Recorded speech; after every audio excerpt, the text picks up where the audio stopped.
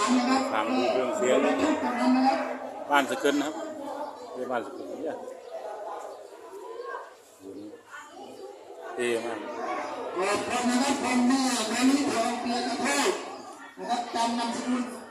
ที่เป็นต่างประเทศไม่ได้วอลเล็ตใช่ไหมคุณแม่วันนี้ทองเปียกระโทษหรือวอลเล็ตนะครับตอนนี้ไม้ล่าสุดเลยนะ500 บาทครับขอบคุณมากครับ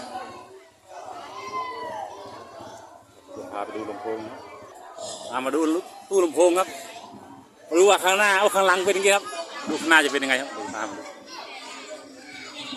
นะครับรอความพร้อมของทั้งสองทีมนะครับไม่ว่าจะเป็นองค์การบริหารส่วนตำบลไพศาลและกลุ่มผู้นำนะครับทั้ง3ชุมชนของสังคมนรเวศหนองจานเรามาพบกับคู่ของนักเรียน1 ถึง 3อีกคู่หนึ่งแค่ครึ่งละ10 นาทีเท่านั้น